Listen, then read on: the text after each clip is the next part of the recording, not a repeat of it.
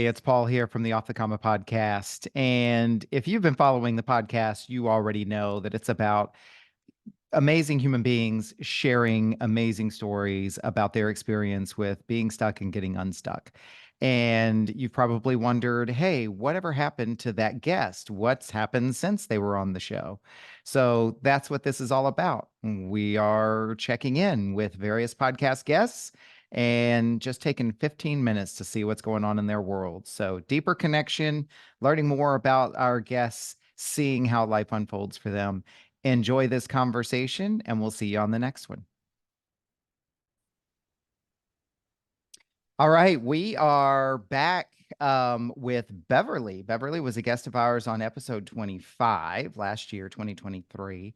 And so excited to be able to come back and check in with Beverley and kind of see what she's been up to since she was on the podcast. So, Beverley, welcome back. And it's nice to be able to actually see you. Your episode was obviously in audio. So these are a fun way to be able to kind of put a face to the name.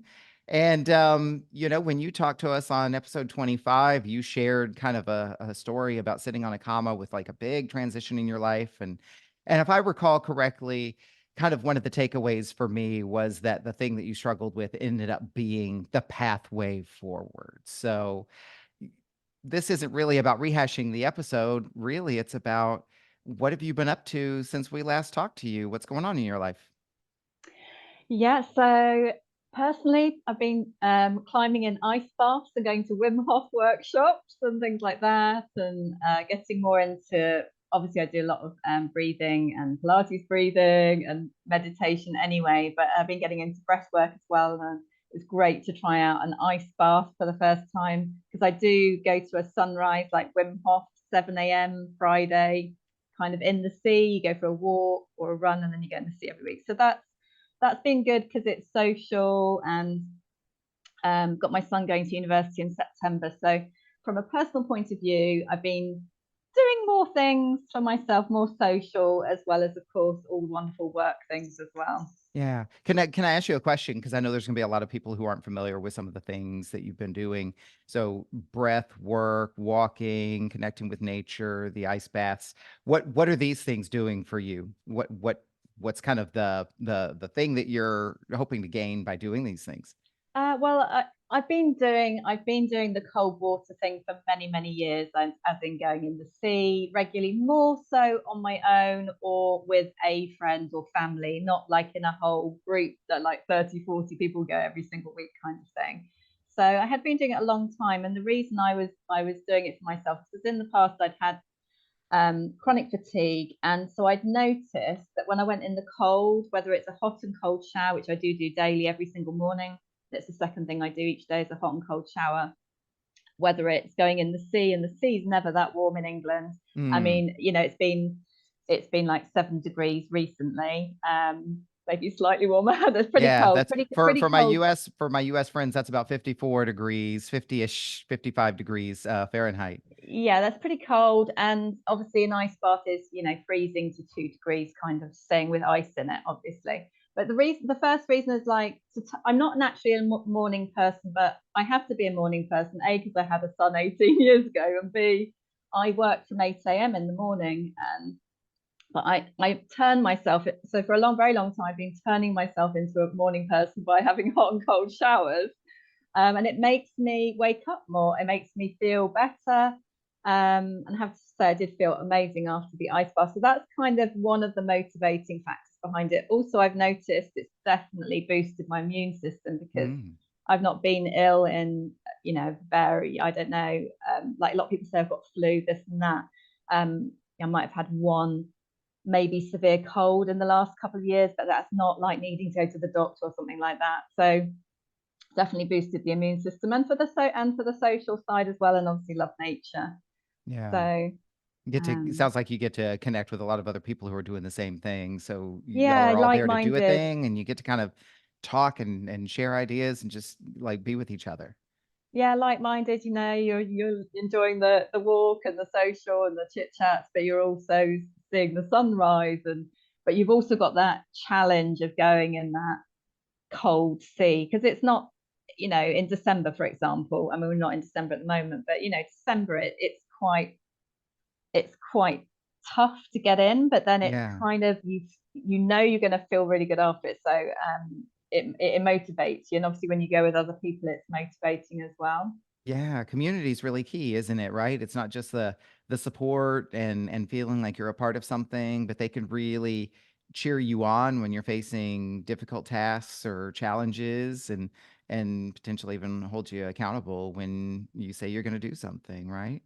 Yeah, and I think it's fun having something you want to sort of achieve. So one of the, you know, I have a certain level of, breathing ability, but to then be able to breathe calmly when you're sitting in water and ice, that's another level of controlling your breath and things. So so I'm going to do an advanced workshop next, Okay. for myself, and yeah, and I'm having a lot of fun.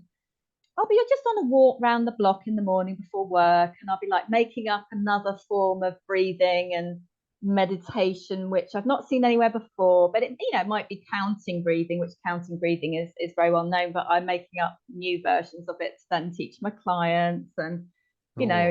which is quite nice to either help them sleep better or de-stress, or Yeah. Well, which I is hear you doing these quite nice. things to help yourself, and then I hear you allowing yourself to be creative with them, experiment, find new pathways. It seems like it keeps it interesting, keeps it exciting, and like you said, you keep trying things like you talked about in your episode, not always intentionally, but now you're doing things intentionally so that you can pass them on, so that you can make them Yeah. a pathway forward for your clients. Yeah, whether since I was talking about a kind of past comma, but it wasn't that long ago when I was on the podcast with you, and I was talking about that particular comma, and I went through panic attacks and mental health struggles, but it's as you said near the beginning, it's like I had been through other ones in the past, but I had to it helped me fully understand who I'm helping, and then since then, we have had our Stress to Calm series books have come out with me and Jamie Lee Grace. We've Tell done us it about together. that. Yeah, tell Yeah, us about that because that's a big thing that you've been doing since we had our interview. yeah, on the work side. So I have been doing a lot of mindfulness Pilates as usual, but on the book front, I've been working too much because I've got my overall work, I have my teaching schedule, and at times, most people publish one book at a time, and we didn't do them all on the same day, but it was 3 books within a matter of months, which is this year's easier because we're not actually writing and researching, and but Okay. adding all those extra book deadlines on, we might have a book launch or whatever coming up, but it's more planned, we've got more time, but yes, our 3 books so far are Stress to Calm in 7 Minutes for Lawyers was the first one that came out in the series, which is a lovely turquoisey one, and then the one that came out literally in January is the Stress to Calm in 7 Minutes for Nurses. And then for the teachers, I've got the teachers as well. Stress to Calm in 7 Minutes for teachers. And then, of course, that one's come out. But it's so nice to be in a good space and work's flowing. And I think also maybe having more hobbies, it sounds a bit, I don't really know what interest, hobbies, whatever you want to call it. I think I think it's opening more avenues to maybe I'm stronger to work with certain more, like I'm working with more people that are going through, like families as well, that are going through long COVID and chronic fatigue and ME and that sort of thing, from like 9 to 15 years old with their mums or family. And Mhm. I'm now doing chair Pilates, helping also more the elderly who aren't so mobile and want to get stronger to have the best, the best year, as opposed to having declining in their physical strength. So if somebody asks me to have for help with something and it's like, actually, I'm passionate about that, or I can really help you with that, um, then I have, or I've worked with a secondary school with their teachers and support staff, teaching wellbeing, stress management. So it's just step by step, really. It's rewarding as well, I think, to provide a book like this, which is a do-it-yourself toolbox. I think that's Mhm. really nice. and it's, affordable, and, Kindle as well and things like that. Okay. I did And babble on there. no, no, that's I mean, that's kind of the whole point of these conversations, right? Is what have you been doing since you were on the podcast? And it looks like you have been doing a lot. So I just want to acknowledge you for you've continued the journey of self-care and taking care of yourself. You've talked a lot about different techniques and what you're getting out of that. And then this huge monumental project of not just writing one book, but three books with a partner, Janie Lee Grace, and then getting them out there in what's pretty rapid succession in the publishing world, right? Mm. Yeah. What motivated you to write these books?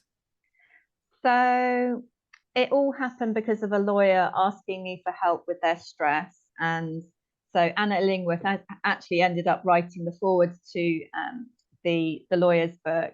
She wanted help. There were two pains that she was experiencing: stress, personally and professionally. She's a partner in a busy law firm here in the UK. And second, there was secondary pain of back pain and low prolapse in the back. So we kind of worked on the two areas. Sometimes I work, the mindfulness Pilates on its own, and sprinkle the stress to calm tools in. And sometimes I teach the stress management, well-being, for better mental health separately. But that's what it inspired it, and it helped her so much. And she didn't need that many sessions, like literally 4-week one-to-one program. Then I started teaching her law firm. Then I was like, wow. Then I started teaching other lawyers and law firms. And the results were so strong that I kept thinking, oh, I must contact my publisher and see if I could write one book, just the one book Mhm. to help other people. But then they asked, who do you want to help? And I said who I wanted to help at the time. And that's how the other books in the series came about. And then they said, would you like a co-author, Jamie? I said, yes, that'd be great. Because actually, I think, it was too much at times for me anyway, even having a co-author, because of the work schedule and in relation to having had fatigue. So it wasn't always easy at times, meeting deadlines and stuff. But actually, you know, that's what happens if you follow your inspiration, and you're there to help people make a difference, and you act on it. Then you can, you can make a difference, and then Yeah. before you know it, you've got you've got a few more books come out. Yeah. Well, and I love it. And clearly, like, I mean, look at you smile and look at how your body just lifts up when you were talking about the book and the inspiration. And I think for me, what I take from that is the power of sometimes you have inspiration and a big project forms and you know you're going to march towards it and you take that path. And sometimes it's doing the little things that you're already doing for the reasons that you're already doing, and it grows and it turns into one thing and then another and then another. So I think Yeah. for me the thing that I take from that is like even the little things I'm doing every day, as long as I'm doing them with intention and with a sense of purpose, doesn't have to be, capital P purpose, but um you never know what that might turn into. Yeah, and I think, and then I think the secondary thing with the books was because I got into a stressful panic attack, low mental health state myself. I was my own guinea pig, as I think I mentioned on the Mhm. podcast, that I used the tools on myself, and I was like, wow, this can take you out of a dark place. If you choose to pick these tools up, they can take you to a better place. And happiness is a choice, and we talk about that in the books, that you can choose happiness or you can stay as you are. And I chose to, every time I wasn't right, I didn't have a book at the time, but I picked them up, and I'd have my pen and paper, and I'd see how I felt before and after. And I was like, wow, this is really helping me as well.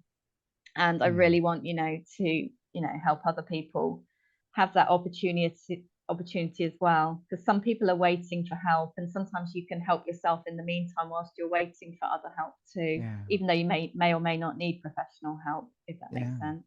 Yeah, and I remember you kind of introducing that to us in your interview on the podcast. And I think it also, as we kind of wrap up, unfortunately keep these short, right? But as we wrap up, it kind of strikes me as how you're modeling, what what people's used to do before we had modern technologies and so forth. Like, it wasn't about being an expert and taking a stage and making lots of money. Like, that's how we helped societies get along for millennia, right? Was we passed down knowledge and experiences, right? And you're passing down your experiences with things that you've tried that have worked for you and you believe will work for others, and you're making them accessible to other people. So I personally love Yeah. that. Yeah, and I think it's also important that it's quick and fast to do. It's 1 minute or 7 minutes, and even with my mindfulness Pilates clients, when they might work with me 40 minutes or an hour a week or more, but when I'm encouraging them to practice 6 minutes a day, and it's like with this, it's just seven. It's up to seven as well, so it's achievable. But you Yeah. can get some profound differences in that really short space of time in your mental health and happiness Yeah, and do it and as body much as or well. more Actually, as and you body. want. Sorry. No, that's okay. Yeah, and body, absolutely. And do it as much or more as you want to, right? Exactly. Yeah. I love it. So I'm going to be including your contact information from before in the comments below this video, since this is going to be on YouTube. And the folks can find the book through your website. I'll make sure that once we stop recording, I'll get the link, and we'll include the link in the comments too, so folks can look up your book.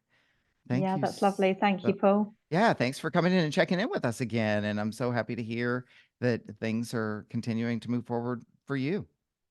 Thanks so much, Paul. Thanks for listening. All right, Beverly, have a great week. You too.